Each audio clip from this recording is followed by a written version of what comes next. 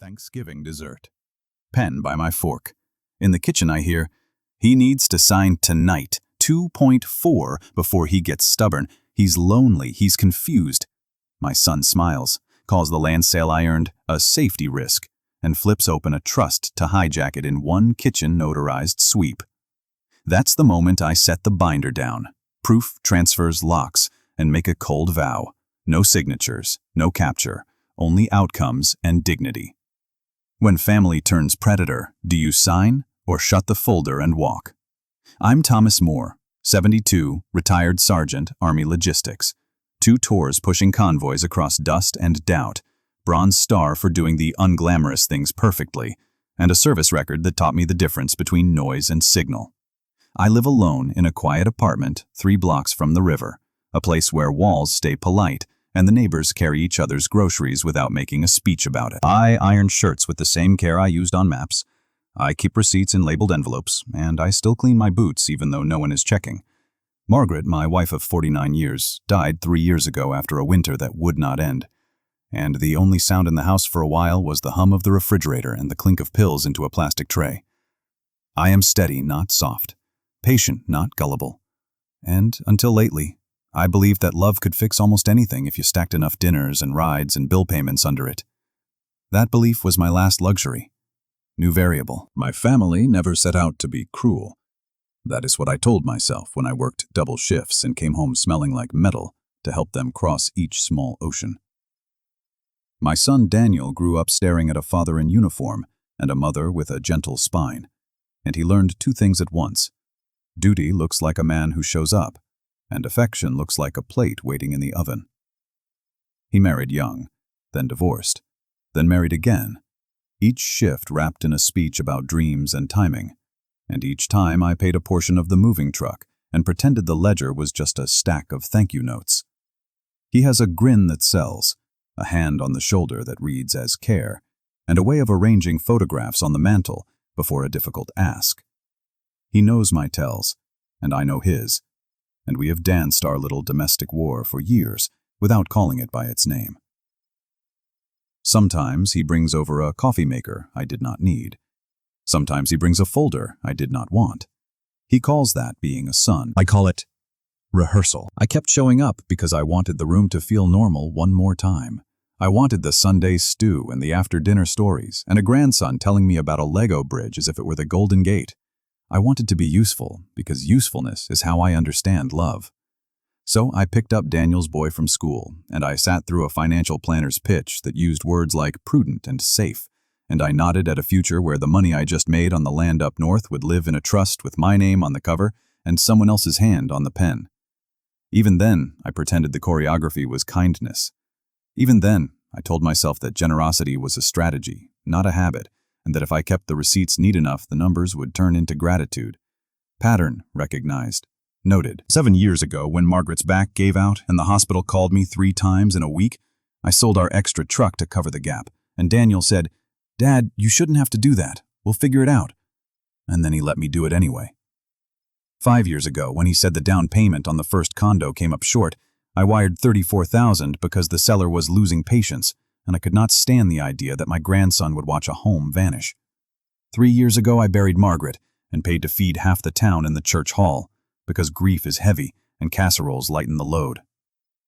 Last summer, I closed on 23 acres my grandfather left me, scrub pine and stubborn rock with a view you had to earn, and a developer cut me a check for $2,400,000. I did not cheer. I stood at the kitchen sink and washed a single glass and whispered, "You did good, old man," to the empty room. Then I opened a separate account at a bank I did not use before because instinct told me to keep one key under a different mat. Insurance. Margin. The ledger of exploitation does not start with the sale. It starts with the first time I paid a bill no one mentioned till it was late and felt heroic about it. I can tell you the totals because I wrote them down in a green notebook with a crease that runs like a scar. Tuition? $128,000 across community college. Then a 4-year detour Daniel swore he would finish, then didn't. Down payments and rent bridges, $98,000. Medical gaps for dental work and urgent care, $19,200. Car rescues, tires, alternators, a replacement that never quite fit, $21,600. Credit card fires put out just this once, 38,000. Wedding costs, 2 rounds, 47,000 and change. Food, school supplies, gas money, phone plans, subscriptions that auto-renewed whether anyone used them or not, at least 12,000, depending on how you count the streaming. I took my pension, $2,100 and a few dollars after tax each month, added Social Security, and pretended the math wasn't ridiculous. I told myself this was legacy and not leakage. The ledger says otherwise. Correction, it screams. Public insults are a different line item. They don't look like bills. They sound like sentences. Dad's old school. He doesn't get how money works now. He keeps asking questions. It's exhausting. You know how he is with paperwork. These lines land in the kitchen doorway or just loud enough to carry from the patio to the sink. At birthdays, I'd reach for my wallet and Daniel would murmur, "You don't need to, Dad," with a smile that asked me to do it anyway. At the funeral, he stood late and made a speech about mother's patience, then forgot to thank the women who carried the food. A small thing, yes, but small things add weight when they stack. I heard from a neighbor that Daniel had been asking about the county's land sale site, and I felt a tug behind my ribs. "He's probably proud," the neighbor said. I nodded. I went home and printed the recorder's page that showed the deed transfer and the sale amount, crisp on white paper that smelled like toner and warning. It's easy to call this toxic. It's harder to call it family. So I did what old soldiers do. I established timing and looked for pattern breaks. Fast forward to last week, Thursday. Quiet evening, my apartment windows open to let the river's damp air cool the place, and my phone lit up with a dinner invitation for Sunday. Apple pie promised, photographs to remember Mom, and a casual line, "And bring your ID because we can finally set up that account." New objective revealed. I said yes, because Intel prefers proximity. I slid the recorder's printout under a cookbook. I put a blank card on the table and wrote the date at the top, because documentation builds spine when legs shake. I polished the metals and told myself it was just another chore, but the shine made me sharper. Focus. The breaking point didn't explode. It whispered, then pressed. Sunday came smelling like cinnamon and polite lies. The house looked like a magazine that forgot to interview the truth. Pictures of Margaret in her wedding dress, of Daniel in his cap and gown, of our grandson holding a worm as if it were a trophy, all arranged in a way that made me feel both held and staged. "Dad," Daniel said at the door, voice sweet enough to pour on pancakes. "We're so glad you're here." He hung my coat himself, a gesture he saves for days he wants something, and he set a glass on the counter with an inch of whiskey like old times, even though I quit the hard stuff after Margaret's second fall. I put my hand over the rim and said, "Maybe later." He nodded, then glanced toward the dining room where a black leather folder waited like a sleeping dog. We ate. We talked about nothing that mattered. Then they took out the folder like it was a family album. "This is just a safety step," Daniel said, "so we can help if you ever get confused with passwords." He laughed in a way that made the word confused feel like a verdict. I said, "I still know my name." He said, "Of course you do, Dad," and slid a page toward me that had a politely predatory header and blank lines for signatures. "Just a transfer authorization so we can consolidate," he added, as if the word consolidate were a blanket on a cold day. I turned the page. I saw the bank I did not use. I saw a trust name I did not approve. I saw the catch, management rights that would pack my money into a container I could not open without a cosign. Mistake. Not mine. Theirs. Then came the line. It didn't belong to the folder. It came from the kitchen, through a doorway, low and quick, to his wife on the phone. "He needs to sign tonight," she said, "before he gets stubborn." A beat. 2.4. Another beat. "Don't worry, Mom. We'll keep him close. He's lonely." My fork paused in the mash like a small flag. My ears rang the way they rang after mortar practice when someone forgot to warn the newbie. I didn't stand up or shout. I took a slow breath and folded my napkin. I looked at my grandson, busy building a tiny fort out of sugar packets, and I remember the day I taught Daniel to tie his shoes, my hands over his, tugging the knot tight, whispering, "You do it like this, you do it like this," until he could do it alone. And I saw it clearly, This folder was not about help. It was about capture. I have been generous. I've also been complicit. So the tactician woke up. I asked for dessert because sugar buys time. I asked for more coffee because caffeine sharpens corners. I asked to use the restroom because a closed door gives you 2 minutes to stare into a mirror and say, "You will not sign." When I came back, I did not take the pen. I took out my wallet and set my military ID next to the folder, like a badge and a boundary. Daniel smiled with his eyes, not his mouth. "We can do it fast, Dad," he said, "while the pie is warm." He thought speed would be my weakness. He forgot I spent years waiting for the right hour to move a convoy 1 hill without losing a truck. I pushed the folder back an inch and said, "After pie." They smiled like hosts of a game show. They cut slices big enough to slow thought. The photograph of Margaret by the window caught a strip of late light and glowed like a quiet judge. I looked at her and then at the paper. I did not sign. I did not argue. I stacked my plate on the others and said, "Good pie." And I made a decision that felt like a drawbridged heart cranking up. New rule. No signatures outside my sightline again. New rule. All talks in writing. New rule. Keep one phone on silent that rings only for allies. Back home, I opened the green notebook and wrote tonight's date and the words I heard and who said them, and I underlined 2.4 because ink turns shock into data. I took out the county recorder printout and laid it beside the notebook so the numbers could stare at each other and tell me a single story. I pulled the leather folder in my head apart and listed the flags. Third-party management rights, consolidations I did not request, beneficiary forms pre-filled in a font that looked like a trap. I put my medals back in their case and cleaned the glass so I could see through myself. Then I made tea, because tea demands patience. I sat at the table alone and said out loud, "You are not crazy," which is a sentence I owe myself. And then, "You are done paying to be loved." The room felt less crowded. The silence felt like a comrade. I slept with the green notebook open, like a sentry on the nightstand. Morning changed the air. I woke before sunrise because veterans wake before problems. I walked to the river and counted my steps like a drill and thought in short lines. Objective, preserve autonomy. Threat, coordinated capture under the banner of care. Resources, exclusive control of signatures and accounts. Pre-planned donations to real causes that will not gaslight me. Allies who answer the phone the first time. Constraints, no violence, no shouting, only documents, timing, access control. Timeline, soon. I felt the old engine turn over in my chest. Not fear, movement. I went home and brewed strong coffee, and opened the laptop and verified the bank balances I'd already diversified on day 1. Then I wrote a list of institutions that do what they say. The children's home, the church, the food bank, the shelter that takes veterans who sleep with their boots on because nightmares don't respect calendars. And I wrote one name in the margin. Maria, the young woman from St. Catherine's who sent a thank you note last year when I fixed their broken dryer and refused a plaque.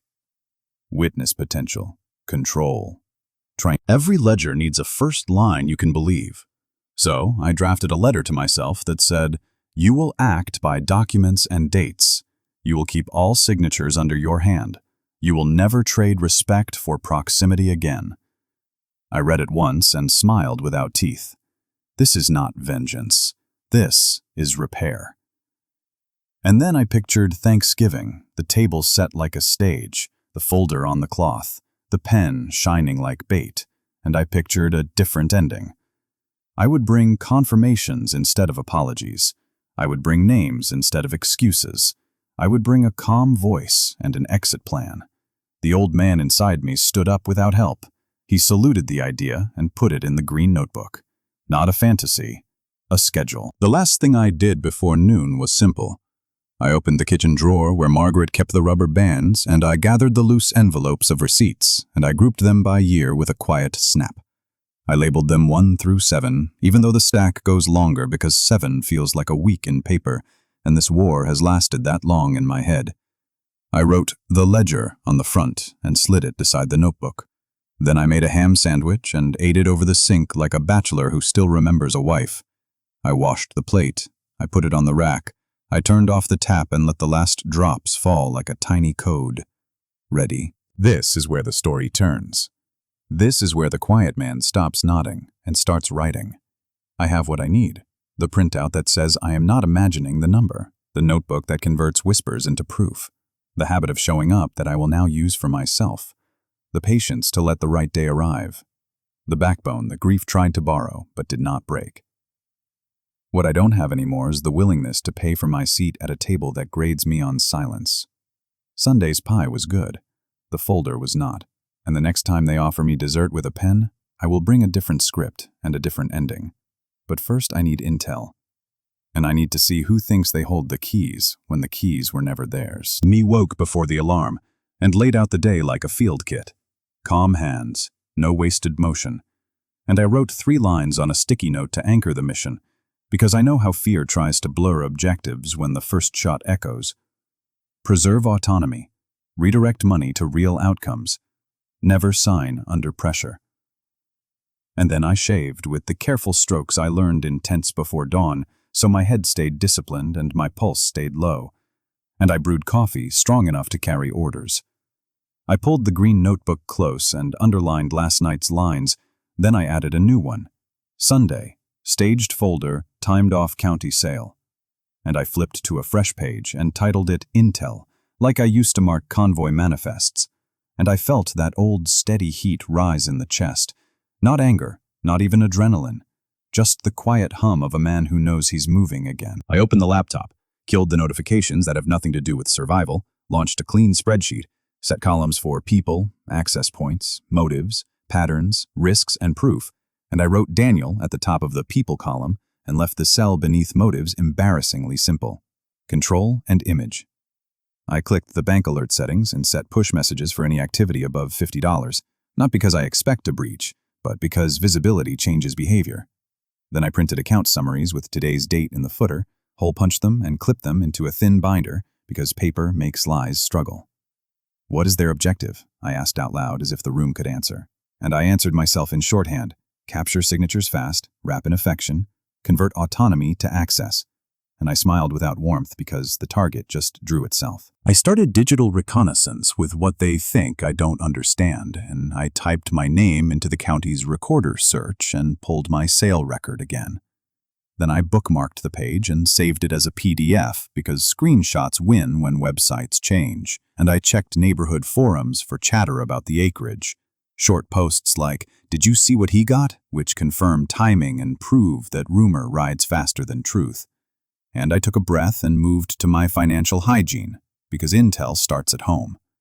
So I pulled fresh credit reports from all 3 bureaus, froze each one, set a fraud alert because that's free and useful, and printed the confirmations to slide behind the bank summaries. I logged into my bank portal, reset the password to a passphrase long enough to bore a thief, set up 2-factor authentication that goes to my clean phone, and I confirmed the beneficiary fields match my intent today and not last year's wishful thinking. Then I requested a written list of last login IPs because logs don't lie, and a good lie hates logs. I opened a second browser, searched the trust company Daniel's folder used, and scanned their FAQ to see exactly which forms require in-person notarization, which is most. And I wrote in the notebook, pre-notarized drafts equals likely bluff, and I felt the tension in my shoulders loosen one notch. I called the bank's fraud desk and asked about weekend transfers, asked whether a cosigner can initiate moves without me, and the representative said, not without explicit authorization, and I said, put that in an email, and she did, which will matter later when memories pretend to be policies. New data point secured. I shifted to human because human intelligence confirms what screens obscure. So I walked to St. Catherine's with a bag of good coffee as a pretext, asked for Maria at the front desk, and when she came out with her practical ponytail and her do-the-work smile, I said, I may make a scholarship in Margaret's name. If I do, will your director confirm receipt in writing if anyone asks? And she said, yes, with dates, tallies, and program details. And I said, if I ever call on speaker, could you repeat those details for someone who doubts? and she nodded like she'd been waiting for that exact fight, and I handed her the coffee and asked her to pencil me in for a quick call on Thanksgiving night as a test. And she said, done. I crossed to the church office, found Father Allen, and asked about the roof repairs he keeps praying for, and he pulled a folder from a drawer so worn it looked like a plea, and I said, if I fund it, I need a dated letter and a contact who will take a verification call in real time. And he said, we will do it with gratitude. And I said, do it with accuracy. And he smiled because accuracy is another kind of gratitude. Then we picked a donation structure that keeps my name off a plaque, because I am not buying attention. I am buying integrity. On the way home, I called Eddie, my old coworker who lost a fight with a machine and won a lifetime of pain. And I asked how the porch project was going, and he said, the ramp is half built because the money ran out. And I said, I will help if you sign a receipt and let me photograph the result. And he laughed and said, Sergeant, I'll sign the lumber if you want. And I wrote his address down because outcomes live where people can roll a wheelchair without thinking. I ran physical recon in the afternoon because the body learns by looking. So I drove past Daniel's house slow enough to read but not enough to spook. Saw 2 cars in the driveway. Saw the living room lamp I gave them last Christmas glowing in a window crowded with frames, and I clocked the black leather folder on the hall table, which suggests the script is still in rehearsal. And I took a short walk around the block to cool the blood and to mark the nearest notary, because it's attached to a mailbox store that stays open late, and late tells me urgency is part of their play. Back home, I opened a new tab called Calendar and created 3 holds. Bank visit tomorrow at 0900 for account confirmations and safe deposit setup. Lawyer consult at 1500 to review any document they attempt to place. And Thursday morning call to St. Catherine's director to finalize donation terms and request the letter on letterhead. I sent a careful text to Daniel that read, Thanksgiving dessert sounds good. I'll bring coffee. Neutral enough to keep the theater open, and he replied with a thumbs up and a heart, which is how modern manipulation dresses for company. I wrote in the notebook, they expect speed, give them ceremony. And then I locked the front door, the back door, and the small door in my head that used to open when someone said, do it for the family. I listed vulnerabilities the way I listed hazards for convoys. And I divided them by domain because compartments keep chaos contained. So under financial I wrote, transfer authorizations pitched as convenience, joint account whispers, beneficiary edits, trustee slotting, and the real danger, general power of attorney disguised as planning. And under each, I wrote the counter. No signatures, bank alerts, written policy confirmations, pre-committed donations that shrink a tax surface. Remainder placed in a trust, with me as sole trustee, and distribution rules locked. And I underlined never sign outside my counsel's office twice.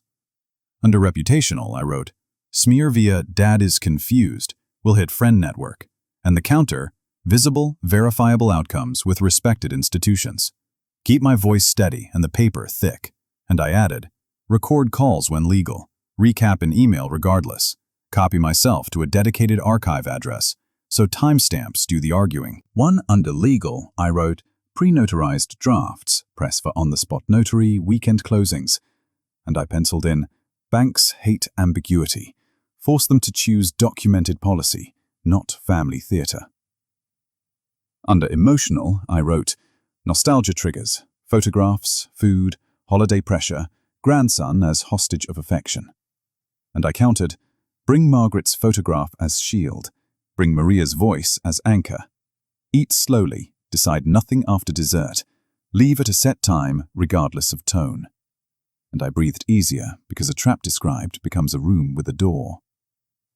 I sketched a crude map of relationships, son, spouse, in-laws, financial planner Jason, who speaks in brochures, neighbor Lynn, who hears more than she says, and I drew arrows to show who feeds whom, and the diagram looked embarrassingly like a command structure, which is all families are when kindness fails.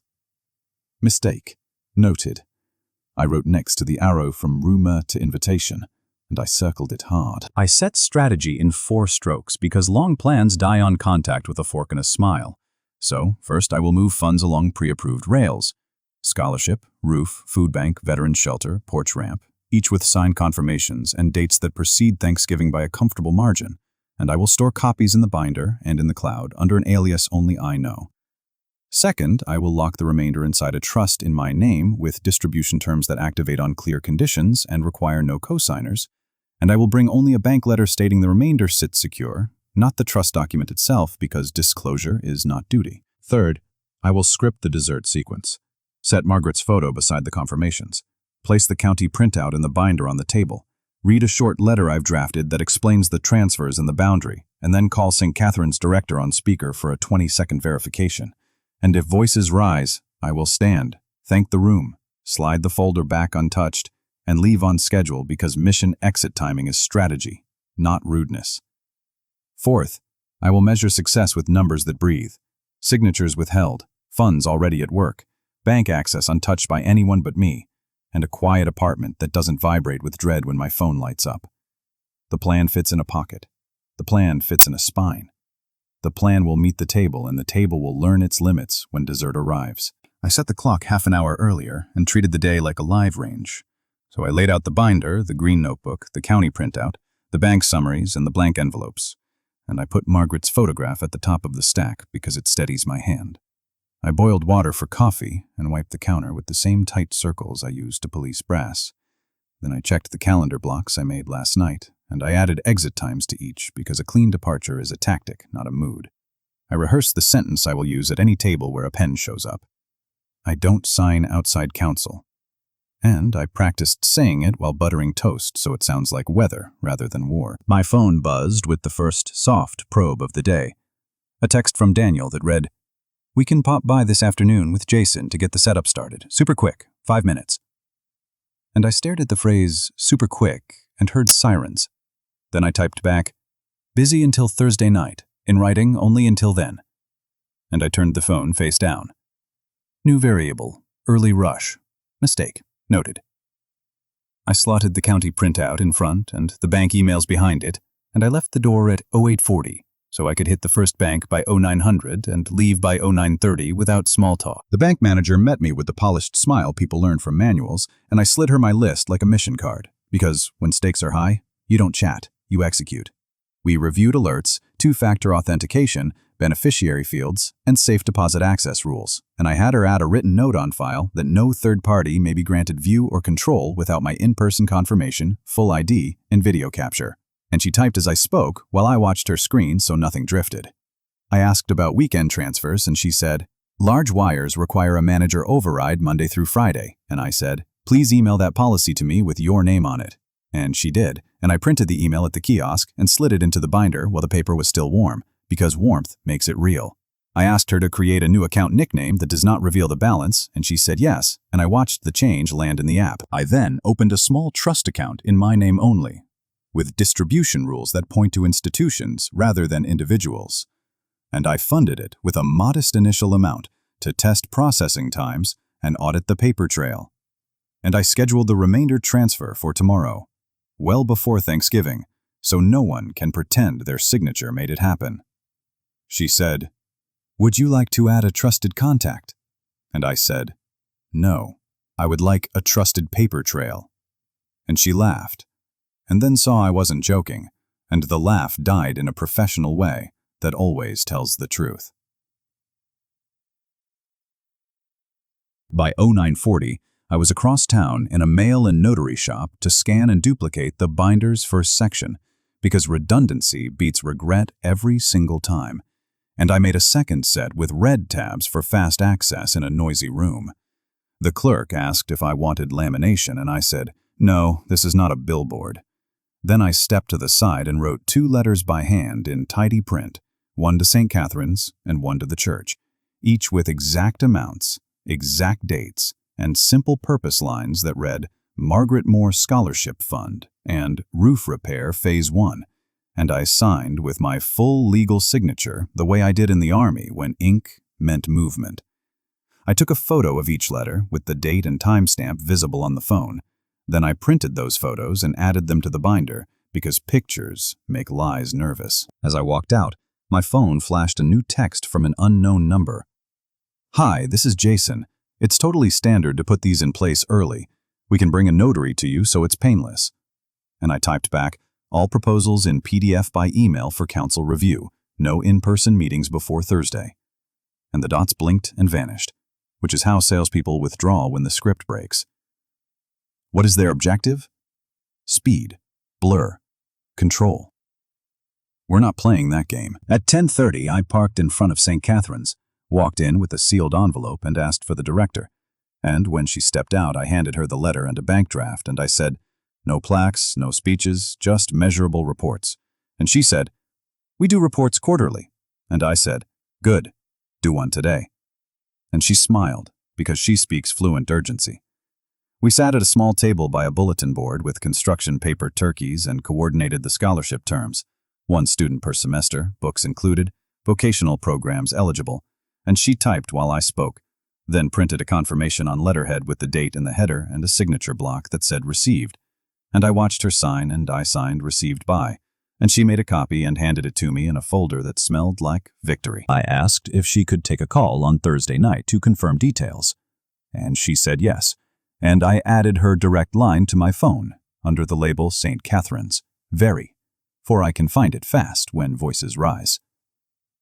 Outside, I sat in the car and took a photo of the letter and texted it to my archive email with the subject line Confirmation 1, because organized redundancy is a form of peace. By 11:30, I was in the church office with Father Allen again, and we walked the perimeter of the sanctuary while he pointed to buckets near pew 3 and 5, and we discussed the contractor bid, and I wrote the check with a notation that matched the bid number so reconciliation later will be clean, and he typed a receipt that included start date and contact, and we signed, and he asked if he could thank me from the pulpit, and I said, "Thank the anonymous donor who believes roofs should not leak," and he laughed and then got quiet, and he said, "This is mercy," and I said, "This is logistics," and we shook hands because both statements can be true.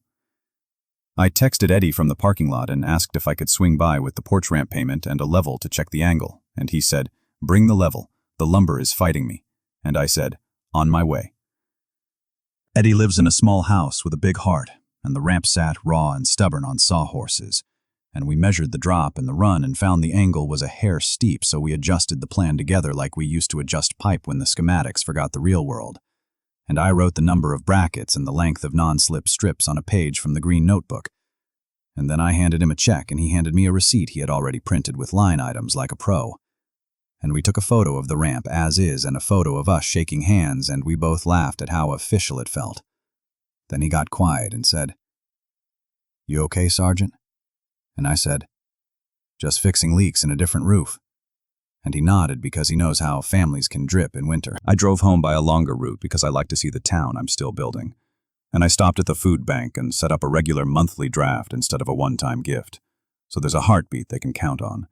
And the administrator gave me a clean receipt with ACH details, and I added it to the binder in a section labeled Pulse, because monthly beats matter. At 1400, I sat with my lawyer, a quiet woman who speaks contract like a second language, and I slid her the proposed trust company name from Jason's folder and asked for a 1-paragraph risk assessment, and she circled 3 items I had already underlined and said, "They have a reputation for sticky management rights. You would be a beneficiary, not a controller." And I said, "I'll be neither." And she drafted a simple living trust in my name only, with a toggle for successor trustees that points to a neutral fiduciary rather than a relative. And we inserted a clause that requires any change to be reviewed in chambers, not a kitchen. And we filed the document for signature tomorrow morning, and she smiled and said, "Don't bring Jason." And I said, "I won't bring anyone who uses first names like magic spells." We rehearsed the sentence she wants me to use when handed papers at Thanksgiving. Counsel has advised against signatures outside her office. And I tucked it into my mouth, where it will sit ready. By 15:30, I had the binder heavier, the paper thicker, and the money already moving to places that would never use the word confused as a lever. And then the move-counter-move began, because when you change the map, the other side accelerates. Daniel called and left a message that said, "Dad, Jason can swing by with a notary at 6. No pressure. We just want to make sure you're protected before the holidays." And I typed a text back that read, "No signatures at home, all proposals in writing. Thursday dessert is fine for conversation." And I turned on call recording as permitted and called him back. And he sounded cheerful and said, "This is standard." And I said, "So is patience." And he stumbled on the next line and shifted to photographs. We found an old album of Mom, maybe bring it Thursday. And I said, I'll bring a different picture. And he laughed, unsure. New data point. The script is bending. I switched to reputation work because the smear always arrives disguised as concern. So I called Lynn, the neighbor with ears like satellite dishes and a heart that likes the truth, and I said, "If you hear that I am confused, please know that my accounts are secure and my lawyer is firm. And if anyone asks, you can tell them I delivered scholarships and roof money this week, with receipts." And she said, "I'll do better. I'll say I saw the binder." And I said, "You did," because I walked it over and showed her the confirmation letters for 30 seconds and then put it back in my bag, and she nodded in that slow way that says, she will carry the message where it needs to go without making it gossip. I copied myself on an email to a small circle, 3 friends who know the terrain, summarizing in plain language that I have made donations, set protections, and will handle all documents through counsel. And I closed with, "If you receive a worried call about me, direct them to me in writing." And I locked the thread because locking threads is how you keep noise from turning into rumor. By evening, I drafted the letter I will read at dessert, and I kept it short and surgical because bloated speeches invite interruption. And it said, "I heard the plan. I verified the timing. I moved the funds to outcomes. Here are the confirmations. The remainder sits in an account under my hand only, and all further discussions will be in writing through counsel." And I wrote a final line that says, "Love without dignity is only a bill, and I am done paying." And I practiced it out loud until the cadence felt like a gavel. I printed 3 copies, one for the table, one for the folder if it appears, and one for me to keep, even if hands rise and voices try to spin. Then I started the psychological operations, because people don't just hear with ears, they read rooms. So I rearranged my apartment and my schedule to break every pattern Daniel counts on. I moved Margaret's photograph from the bedroom to the front hall, so it is the first thing I see when I grab my keys, a checkpoint. And I set my old field watch 10 minutes fast, so I arrive early and leave earlier. And I packed a small bag with the binder, the county printout, the letters, and the phone charger, and I placed it by the door like a go bag. I swapped my usual flannel for a pressed shirt and a jacket that makes me sit straighter, and I rehearsed standing up without wobble, because stability is part of the message. And I carried a thermos of coffee to keep my head clear when dessert tries to fog it, and I programmed the phone with a custom ring for St. Catherine's and for the church, so those calls cut through any noise on the night. I sent one last text to Daniel to set the stage on my terms. "Dessert at 1900 works, I'll bring coffee. I need to leave by 2000. And he pinged back, "Sure, quick is good." Which told me he heard what he wanted, not what I said, and that is useful. I wrote an index card that says exit at 2000 and tucked it in my wallet where my fingers will find it if my heart starts bargaining. And I set an alarm on the phone for 1955 that says stand and breathe. I then wrote 3 tactical prompts on small slips of paper and stuck them inside the binder's front pocket. Ask for policy, name the date, close the folder. Because prompts beat adrenaline. The counter came fast. At 2005, my doorbell rang without a text, and I looked through the peephole and saw Daniel with a man in a blue suit holding a leather folder and a small case that looked like a portable notary kit. And I kept the chain on and opened the door 1 inch, and I said, "Tonight is not a meeting." And Daniel said, "This is just a friendly drop-in." And the man lifted the case and said, "We can make it painless." And I said, "Pain ends when consent begins." And I closed the door. Then I texted Daniel, "All proposals in writing, counsel review only." And I put the chain back gently because slamming is drama, and I am not playing drama. New variable, attempted ambush, counter successful. I wrote the time and the phrase portable notary in the green notebook because details pay dividends when memories get creative. The next morning, I signed the living trust at my lawyer's office with a witness and a notary who works from a desk, not a trunk, and we moved the remainder into that structure by internal transfer. And the bank printed a simple letter that says, "Funds are held in account, redacted, under the sole control of Thomas Moore." And I folded that letter and put it behind the county printout in the binder, and I left the actual trust document in the lawyer's safe with a receipt that has a timestamp and a file number, and I walked out feeling lighter and sadder, which can happen at the same time, because victories can taste like loss when they prove what you suspected about people you love. I went home and made soup, because soup keeps the hands busy without making the mind dull. And while the pot simmered, I called the veterans shelter and paid for 12 beds for the weekend. And they sent a confirmation with dates, and I slid it into the pulse section because beds are another beat. By afternoon, Jason emailed the PDF titled Family Trust Framework, and the language was slick and full of weasel phrases like, "for your peace of mind" and "simple oversight." And I opened it in a reader that shows edit history and saw the template date was last year, which means this pitch has been waiting in a drawer for someone like me. And I highlighted the clause that allows the trustee to substitute assets at their discretion, and I typed a reply that said, "Declined, counsel advises against."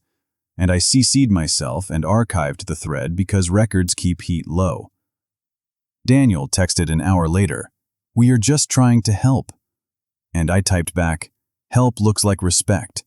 And he didn't answer, which tells me the script does not have a page for that line. I ran a last-mile test of my psychological prep by calling myself from a different phone and letting it ring while I practiced reading the letter aloud, and I noted where my voice tightened, and I slowed there on the second pass, and I timed the read at under 1 minute so interruptions can't land before the key lines do, and I rehearsed placing the confirmations on the table with 2 fingers like a dealer laying down a straight, and I practiced sliding the folder back without looking at it because looking dignifies the tactic.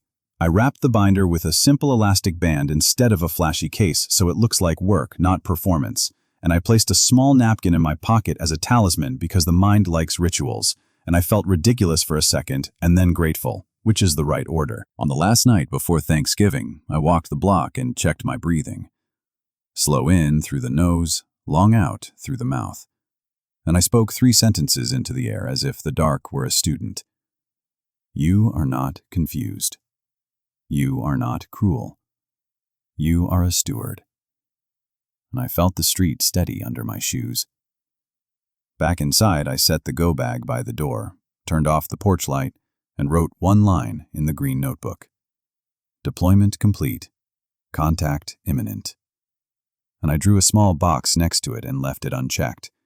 Because boxes are for after actions, and I am not there yet. Morning came with the smell of pies across town and the sound of knives against cutting boards, and I ironed my shirt until the seams could cut lies, and I brewed coffee and filled the thermos and ate a simple breakfast that would not spike or crash my head.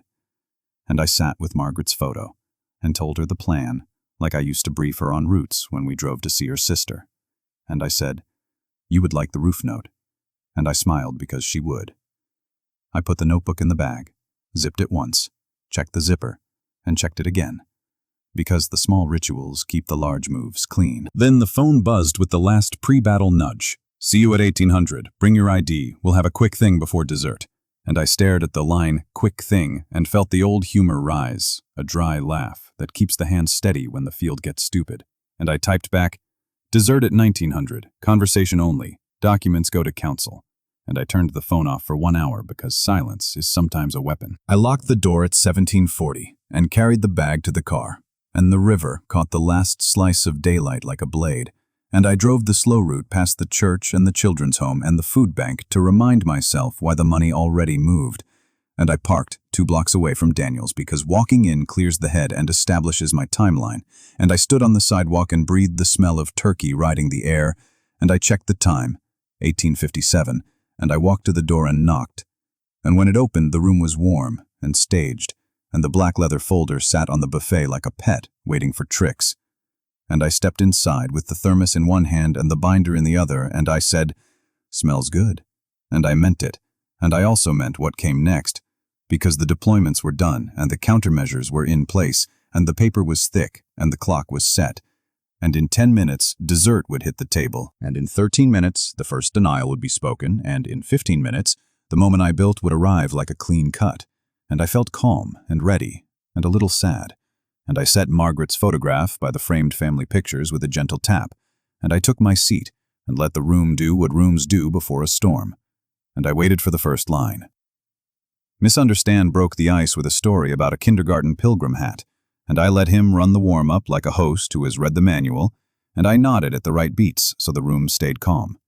He slid the black leather folder closer while talking about a turkey disaster from 2012, and I watched his hand, not the jokes, because hands don't lie. He said, "We'll do the boring stuff before dessert so you can relax." And I poured coffee like it was holy water and said, "I only relax after dessert." His wife set plates like chess pieces and put the pen beside my fork as if it were silverware. And I smiled at the theater and reached for the thermos I brought. and I filled my cup so full the pen felt like a toothpick. New variable. Pen as prop. He tried a flanking move, and he said, "Dad, remember when Mom forgot the tax bill and you saved the day?" And I said, "I remember paying bills," and he chuckled and opened the folder to the page with the word trust in a font that pretended to be compassion. He tapped the signature block and said, "This is just a transfer approval, so we can help you from time to time." And I tapped the county printout instead and said, "This confirms the sale happened, which is good, because I used the proceeds for outcomes." He blinked like a man who missed a turn, and he tried to recover with speed. Jason said, "The sooner we set oversight, the better." And I said, "Jason sells oversight. I buy results." And I lifted the binder like a small shield and laid 2 letters on the table the way dealers lay down straights. I kept my voice soft. I kept my timing brutal. I put the St. Catherine's confirmation where the light caught the date, and I slid the church receipt beside it. And I said, "These moved this week." And then I set the bank letter on top like a lid and said, "The remainder sits in an account under my control only." He laughed too loud and said, "That seems sudden." And I said, "It is scheduled." And I placed Margaret's photograph by the stack so the room remembered who built the holidays before clipboards existed. His wife leaned in and said, "We could have coordinated." And I nodded and said, "You coordinated a folder. I coordinated a roof." And she pulled back because roofs outvote brochures. The room stilled. The pen stopped pretending to be cutlery. Dessert landed. Apple pie steamed like a peace offering with a side of leverage, and I took a bite, because sugar buys patience and gives the next line weight. I set my fork down, unfolded my short letter, and read it as if the words were parts you bolt to an engine. I heard the plan. I verified the timing. I moved the funds to outcomes. Here are the confirmations. The remainder sits under my hand only. All further discussions will be in writing through counsel. Love without dignity is only a bill, and I am done paying. He put his hand over his mouth like he had swallowed a bee, and then he said, "You misunderstood." And I said, "I misheard nothing." His wife said, "Mom was on speaker. She exaggerates." And I said, "Numbers don't exaggerate." The room learned my tempo. He launched the first counterattack like a man who thinks louder equals truer, and he said, "We're trying to protect you from scammers." And I said, "Then stop bringing them to my door." And he flushed and said, "Jason is family." And I said, "He is not my family." And the pen sat there like a snake without fangs. He grabbed the binder, and I let him lift only the cover. Then I set 2 fingers on the spine and said, "We don't touch documents without consent." And he froze because the sentence wore a uniform even without sleeves. He whispered, "This is insane." And I said, "Insane is signing a kitchen trust after pie." And the humor landed like a pin that pops a balloon, and even the grandson snorted and then looked guilty, which tells you comedy travels faster than control. He pivoted to nostalgia because that is the oldest weapon in a holiday house. "Dad, remember the fishing trip with Grandpa? You cried when we lost the lure." And I said, "No, I cried when you fell asleep and I watched the rod so you could dream." And his eyes flicked, because revisionism hates specifics. He tried to stack pity on top of guilt. "You're lonely. We can help." And I said, "I am not a vacancy." And he stared, because the sentence didn't fit in his brochure. He said, "You cut us out." And I said, "I cut you out of my accounts. My life is open to anyone who acts like they value it." And I smiled, because clarity can sound like kindness if you keep your volume down. He dialed his mother-in-law and hit speaker like a man calling air support, and she said, "He's confused. Sign for him." And I said, "I'm present and I just ate your pie." And the table almost laughed. And then I said, "Let's verify something that doesn't care about loyalty." And I tapped Maria's number and put my phone on speaker, and when she answered, I said, "Maria, could you please confirm receipt of the Margaret Moore Scholarship Fund letter, date and amount?" And she did, calm and clean. And then she said, "1 student selected for spring. Letters go out Monday." And the room tried to breathe, but the air had turned into math. I thanked her and hung up. Then I called the church office line, and Father Allen picked up with that Sunday voice. And I asked him to confirm the roof schedule, and he said, Phase 1 begins Monday at 8. And Daniel said, You could have told us. And I said, You could have told me. And the silence landed like a verdict. He went for the smear, fast and tired. Dad's confused. He's being manipulated. And I said, Here is the paper. Show me the manipulation. And I laid the receipts out like mile markers while I kept the binder closed, because the binder is a wall, not a prop. He reached for the county printout and said, You're flashing numbers to shame us. And I said, I'm pinning facts to time. And then I looked him straight on and said, I heard the amount in your kitchen before the invitation. And he flinched like a man caught on a tape that doesn't exist, which is the beauty of memory when you write it down the night it happens. His wife started to cry in a way that asked me to back off, and I slid a tissue box across the table because compassion is not a contract. And I kept going because operations don't pause for tears unless tears change the threat. They did not. He tried the notary gambit again and said, Jason can come now. It's a holiday, but he's happy to serve. And I said, He already served my door last night, and the chain held. And his head jerked because they did not expect me to log ambushes like traffic stops. What is their objective? I asked myself one more time. Speed, blur, control. I breathed once and shortened the field. I said, You can keep the folder on the buffet to make it feel important. It will not move me. And I took another bite of pie because victory should taste like something. This is where muscle memory from other wars takes over. I changed the geometry of the room, and I turned my chair 10 degrees so the door sat at 1 o'clock and the folder at 5, because exits matter more than provocations. I put my right hand on the table and my left on my knee to anchor my torso so adrenaline cannot make my hands wander toward concessions. I checked the clock on the wall and marked the minute, because timing is a weapon, and I set my phone face up with a quiet stopwatch running to remind me there is a script that ends at 2000 regardless of volume. I told myself 3 small things: slow breath, steady gaze, low voice. I watched Daniel and counted the tells I've seen since he was 13. Chin quiver, finger tap, laugh with no warmth. And I noted each without judgment, because judgment heats up the head, and this is a cool job. I matched his pace and then slowed it by a beat, so he had to choose between chasing me or calming down. He chased. Thank you. He pressed the word family like it was a button that opens vaults. I answered with policy, because policy doesn't glow, it grounds. Bank policy says large wires need weekday overrides, I said. And he said, This is a domestic transfer. And I said, Policy is policy. And I handed him the printed email from the manager with her name on it. And he handed it back, without reading, because the story needs feeling to fly, not facts. I stayed on facts like a pilot who refuses to chase lights in fog. I kept my cup halfway full to slow my sips and my speech, and I made jokes so small they slid under the door. We can call this the Notarize Dad While Pie is Hot act. And even he smiled, without wanting to, which drops tension by a foot every time. I kept my feet flat. I kept my voice even. I kept my soul behind my ribs where it belongs until the exits open. They pulled in reinforcements. Jason texted a screenshot of a standard family oversight agreement with a clause highlighted in yellow, and the clause said, Durable oversight, which is a phrase that makes my teeth itch, and I typed back, declined, and I CC'd myself and my lawyer because I like receipts with witnesses.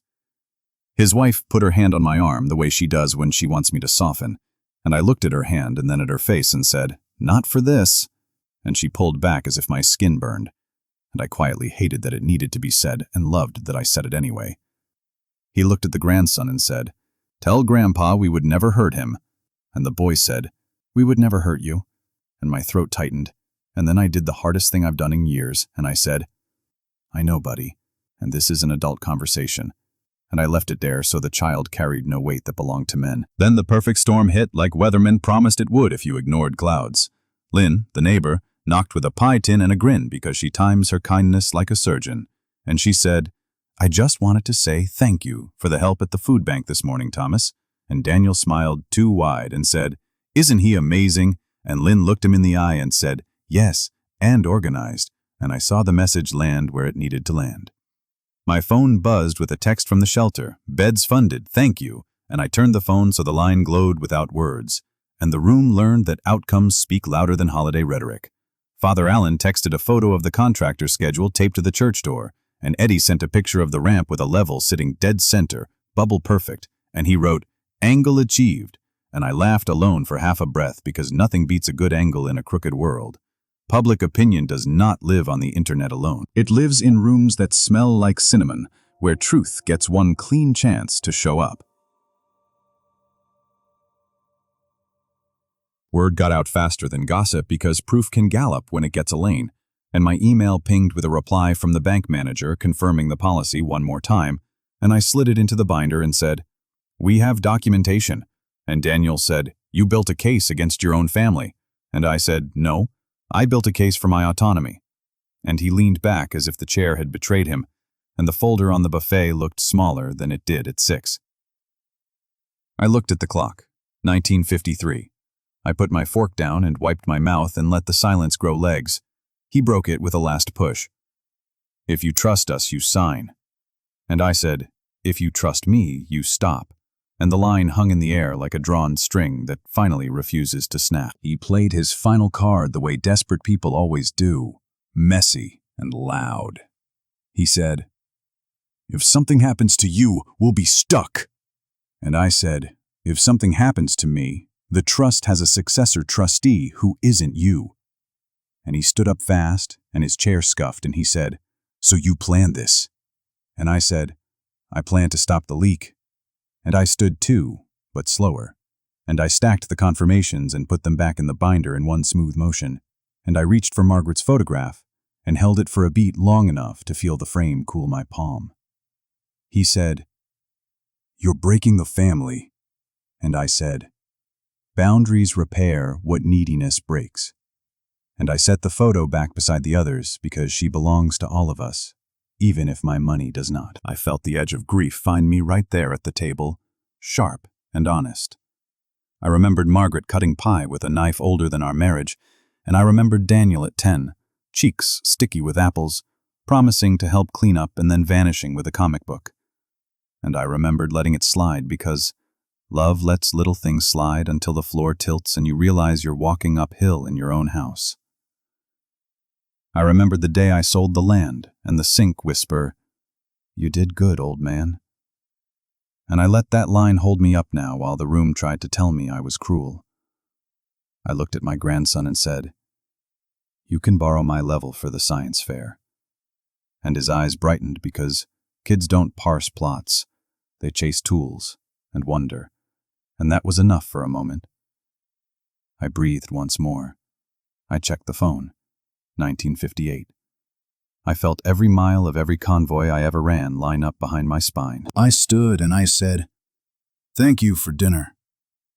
And I picked up the thermos and the binder, and I left the napkin folded square on my plate like a flag that says we're done here.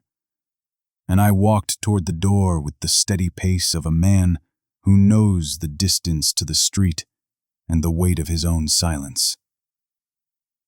Daniel followed and said, "You can't leave like this." And I said, "Watch me." And I opened the door, and the night air tasted like relief with a hint of cinnamon, and I stepped onto the porch. He said, "If you walk out, don't call us when you need help." And I turned and said, "I will call people who help without invoices for my soul." And I smiled because humor guards the exit like a good sentry. I started down the steps. My phone buzzed. New text. Unknown number. APS referral filed for welfare concern.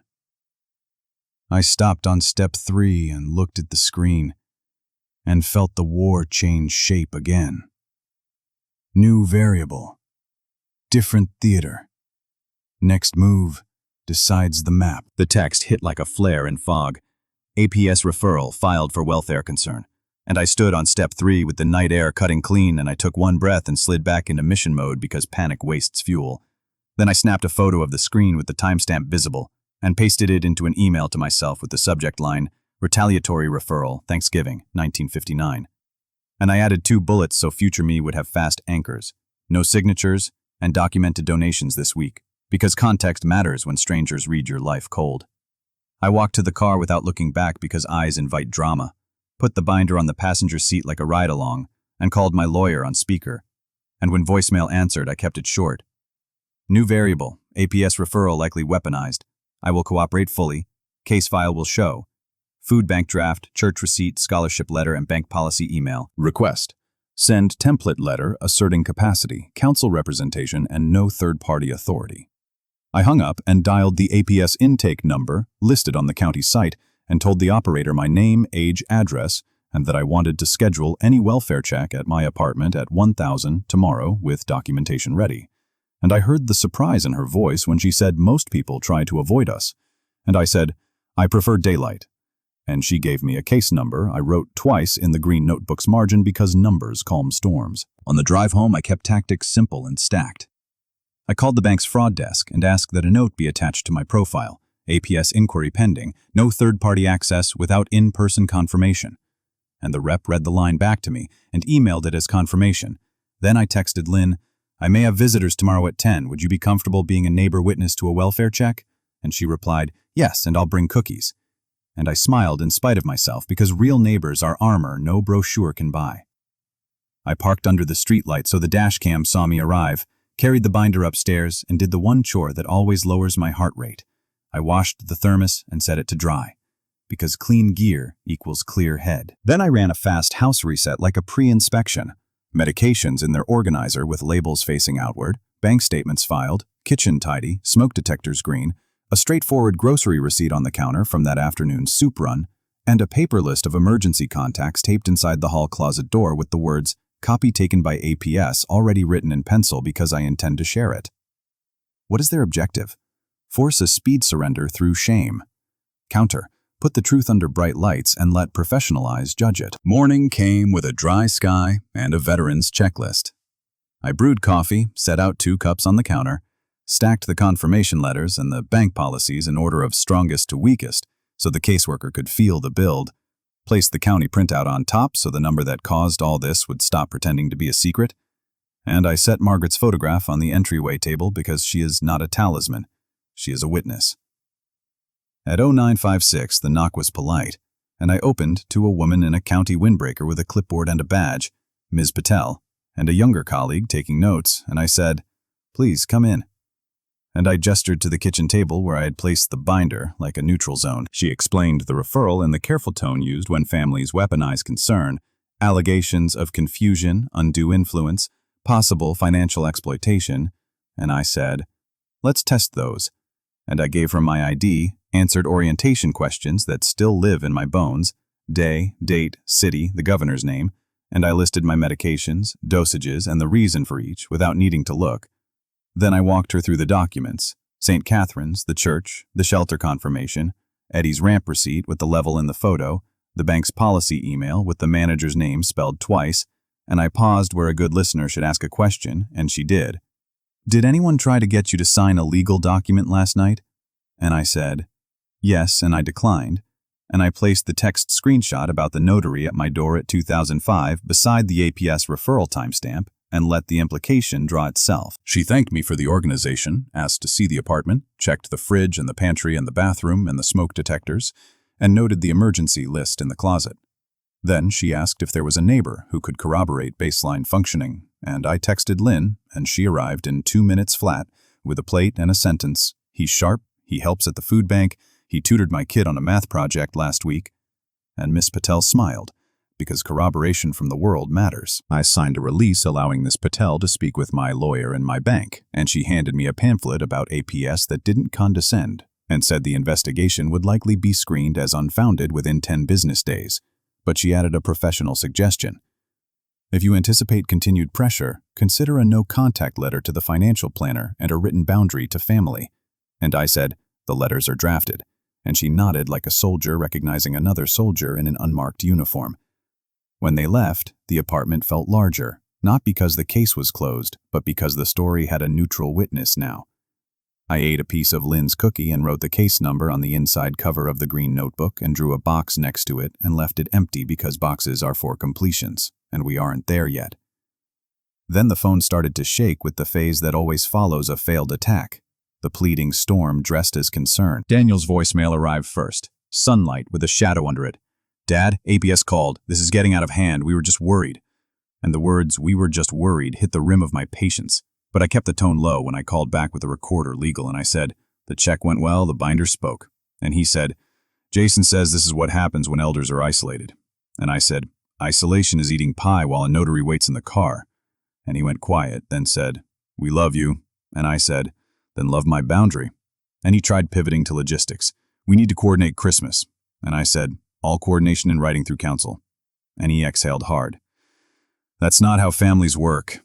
And I said, "That's how this one will, for now." He texted later, the quick arrow kinds. "You're overreacting," followed by, "We're scared," followed by, "We can fix this tonight if you sign," followed by a photo of my grandson holding a school project shaped like a boat, and I put the phone face down because children are not chess pieces and I refused to move them across a board they did not choose. His wife called twice with the clatter of guilt in her voice and used my first name like a pry bar. "Thomas, please, the referral was my mom, not us. She misunderstood, she worries." And I said, "Your mother quoted my balance on the phone last week." And the silence that followed told me she had not expected a fact to be sharper than a plea. She sent a long text about reputation and community whispers, and I clipped its heart and pasted it under a new note titled Patterns. "When control fails, claim social harm." And then I replied with one sentence. "I will not participate in my own erasure. You have my mailing address for counsel." Jason emailed with a bored tone that probably impresses people who think wealth confers wisdom. "Thomas, Adult Protective Services takes elder risk seriously. This could complicate your planning. We can help by formalizing decision makers." And I typed back, "Cease contact, counsel only," and blind copied my lawyer and Ms. Patel because sunlight helps weeds retreat. The calls kept coming. In-laws, a cousin I haven't seen since a barbecue, and the script didn't change. "You're scaring us. You're stubborn. Are you okay?" And each time I answered with a sentence that put the burden back where it belonged. "I am fine. The paperwork is better than fine. Reach out in writing." And I blocked the numbers that couldn't hear those 9 words.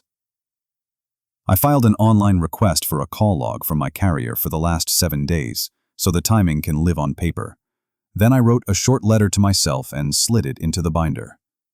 "Hold steady. Their panic is the noise of a failing plan." I cooked rice and eggs and ate at the counter and imagined the feel of a kitchen where conversation is not a field of mines. And I let the ache of that image be what it was, not a command, just a fact that good men and women want better rooms than this. By late afternoon, I had the energy to do what always rights a ship. I taught. I called Daniel and kept my eyes on the clock, because teaching without a time limit turns into court. And I said, "Listen for 10 minutes." And he said, "I'm listening." And I laid out the lesson the way I taught supply clerks the first time they saw a manifest. Step by step. No drama. Autonomy means I choose where my money sleeps and who can wake it. Affection is not a retainer. You will not ask me to sign after dessert. You will not walk into my home with a notary again. You will write if you have a proposal, and my counsel will read it. If you want to spend time with me, we'll do it with no paperwork in the room. If you want to rebuild trust, we will start in public places with coffee and a 30-minute clock for 3 months straight. No money talk, and if you ever bring a folder, I will leave." I tried to interrupt twice, and I said, "Wait," and he waited. And I added the only piece that might reach the part of him I still believe exists. "If you want to prove you care about outcomes, come with me Saturday to the shelter, then to St. Catherine's, and keep your hands free of brochures." He said, "Is this a test?" And I said, "It's an invitation." And he said, "We'll see." And I heard the caveat in his throat and left it there. Because some lessons land after pride rests. I texted the same invitation to his wife and added practical details because practical kills excuses. Shelter at 0900, make beds, no phones, St. Catherine's at 1100, help with storage shelves, bring gloves. And she left the message on read with no reply. And sometimes, silence answers more honestly than words. I emailed Jason one last time, my lawyer CC'd, with a simple line that serves as both boundary and curriculum. Any contact to me will be considered harassment. Direct all correspondence to counsel. And my lawyer replied with a courtesy copy of a cease and desist that included the phrase, undue influence attempt. And I printed it and slid it into a tab labeled countermeasures, because a man sleeps better when the file can defend itself. That night, I wrote a letter that I will likely never read at a table, but needed to write anyway. To Margaret, dated and simple. We built a son out of love and routines, and we forgot to teach him that love without ownership is the only kind that lasts. And I set the letter under her photo, like a private after-action report. And I felt something unclench that has lived in me since the first time I paid a bill and called it help. Then I laid out my clothes for Saturday like a sailor lays out rope, precise and ready, because there is nothing like clean work to remind a man he still knows how to carry his weight without asking for applause. 2 days later, Ms. Patel called with the update the pamphlet had promised, screened as unfounded. And she added gently, we documented the likely retaliatory nature of the referral. And I said, thank you. And she said, if the calls continue, call us. And I said, I'll call only when necessary. And we both understood necessity. My lawyer forwarded a copy of her letter to Daniel and his wife, summarizing our call. Client is competent, represented, and will handle financial matters through counsel. Further attempts to procure signatures outside counsel will be treated as interference, and the words held a temperature that discourages kitchen theater. The bank manager's follow-up arrived next, a bullet-point recap of policies with her name below and the phrase, no trusted contact designated, and I printed it on heavy paper because heavy paper sits like a small wall on desks. Saturday came and I drove to the shelter with 2 boxes of new sheets because new matters when life feels used. And I made 12 beds with hospital corners and a rhythm that sounded like sanity. And I looked up once at the door when it opened and felt a flash of something I won't name because it was just a man, hoping his son would walk into a room where nothing is for sale. And it wasn't Daniel, it was a veteran with tired eyes. And I handed him a set of clean towels and said, hot water's down the hall, and he nodded with the gratitude that doesn't perform. At 1100, I stood at St. Catherine's with Maria while we labeled a shelf and lifted a box of donated shoes, and she said, the first scholarship letter went out. And I said, good. And I took a photo of the empty shelf we had just organized because absence is proof, too, when it used to be clutter. My phone stayed quiet in my pocket. No Jason, no please, no sudden reversals, just work. Just the sound of a drill biting into wood for a shelf that will hold food for kids who don't need to know this part of the story. Justice rarely looks like a gavel in rooms like mine. It looks like systems behaving the way they're supposed to when you force them to look. APS closed the weaponized referral and left a paper trail that will embarrass anyone who tries it again. My lawyer's letters turned kitchen ambition into office silence. The bank's policies stood taller than family volume. Lynn's cookies did more for truth than a dozen speeches because they delivered calm to a room that feeds on panic. And the binder grew another tab labeled Results, not for trophies but for reminders on days when doubt hisses, and inside it sits the shelter confirmation, the photo of Eddie's ramp with the bubbles centered, and a copy of a church permit stamped approved. I walked home from St. Catherine's with sawdust on my sleeve and a tired back and a heart that felt like a tool finally used for the job it was built for. And when I unlocked my door, the apartment smelled like coffee and paper and a life I can carry without debt. And I set Margaret's photo on the entry table and said, ready for the last part? Because reckoning is just the clean accounting you do before you start living again. I built the new life the way I built convoys, with a route, checkpoints, and a fallback if weather turned. Morning starts at 0600 with a 10-minute walk to wake the knees, a stovetop kettle for coffee, and a 3-line plan on a sticky note that I fold into my pocket like a small order. I moved the binder to a high shelf within arm's reach and kept the go bag by the door, even though I don't expect fire, because preparedness is a calm you can touch. Mod downs, I call St. Catherine's to check on the scholarship account and read the latest thank you letter out loud to the empty room like a radio broadcast, and I log the date in the green notebook and add one word, steady. Tuesdays, I stop by the church and climb the side stairs with Father Allen to look at the new underlayment while the contractor radios crackle. We sign off on what is done and circle what is next, and we shake hands like two men who prefer receipts to speeches.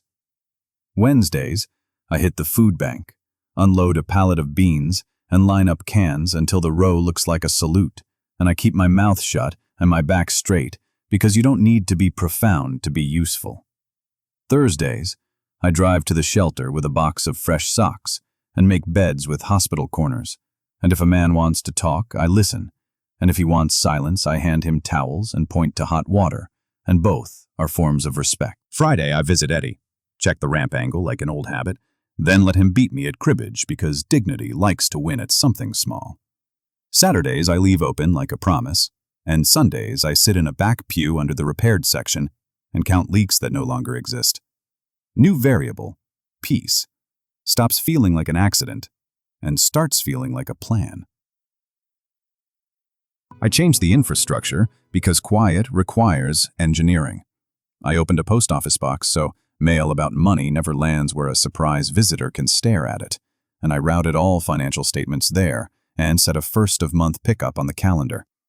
I swapped my primary number for a fresh line and gave it to 5 people, and the old phone lives on silent with the ringer disabled except for institutions in the school that calls about my grandson's soccer games. I sat with my lawyer and we tuned the trust like a clean engine, firm successor clause, neutral fiduciary, no pathway for kitchen edits, and a small separate 529 for the boy set up with a guardian ad litem so his parents can't treat it like a faucet. I wrote a 1-page letter of wishes in plain English, not legalese, that says, "Care first, trophies never," and I left it in the lawyer's safe with the file number on the corner so future arguments arrive at a room that doesn't blink. I kept the safe deposit box and put the only originals there. Receipts in the binder, copies in the cloud, and a written index taped inside the closet door for the person who will help me when help is honest. Mistake. Noted.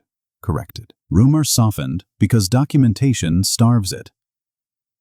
APS mailed a formal letter, allegations unfounded, and I slid it under a clear sleeve at the front of the binder and drew a small box next to the case number, and this time I checked it. Jason sent one last email through counsel that said understood, and then he vanished like smoke when the window closes. The mother-in-law texted an apology that wasn't an apology. "We were just trying to keep you safe," and I replied with one line, "Safety without consent is a cage." And then I archived the thread so I wouldn't read it twice and let the words bruise me again. Lynn waved from her porch when I brought back the pie tin and said, "The neighborhood knows you're fine." And we laughed at how a sentence like that is both ridiculous and necessary. I stopped carrying the county printout because it had done its job and the number didn't need to keep walking around like a badge or a wound.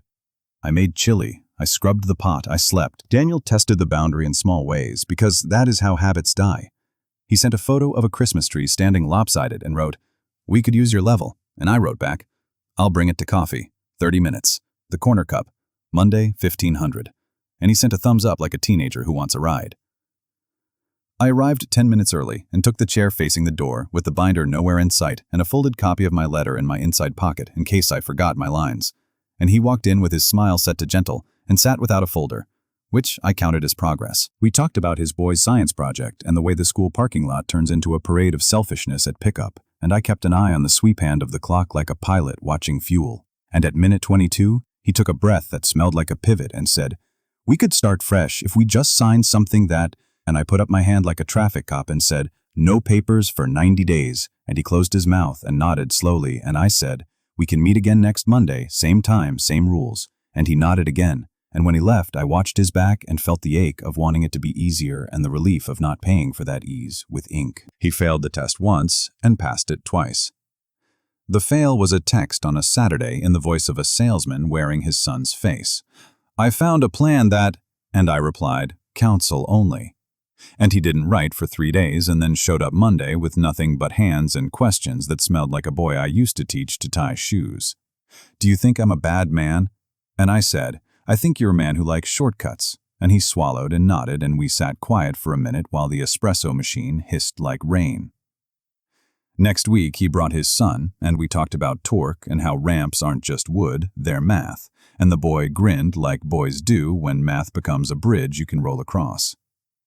Tactical note: love that doesn't involve signatures still exists. Outcome: meeting extended to 40 minutes with no folder cited. Risk: nostalgia opens doors. Counter: timer stays. Forgiveness came in pieces I could carry without dropping other things. I agreed to go to his house for an hour on a Sunday when other people would be there and the table would be busy with casseroles, and I brought a toolbox, not a checkbook, and I fixed a cabinet hinge and ignored the black leather folder sitting top shelf like a retired threat.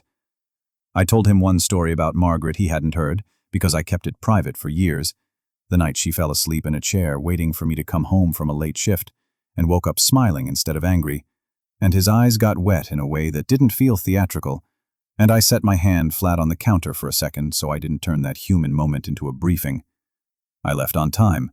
I texted "thank you" to my own phone so it would appear in the thread and remind me that discipline can be gentle too. I made one strategic sacrifice because the story needed a hinge that wasn't steel. I boxed the fancy coffee machine Daniel had gifted me 2 years ago to keep me visiting, and I carried it to the church hall and put it on the counter with a note: "For after service, in memory of Margaret, may your caffeine be honest." And the old women who run the kitchen clapped like I had brought a new hymn, and I smiled because petty objects lose power when they brew for everyone.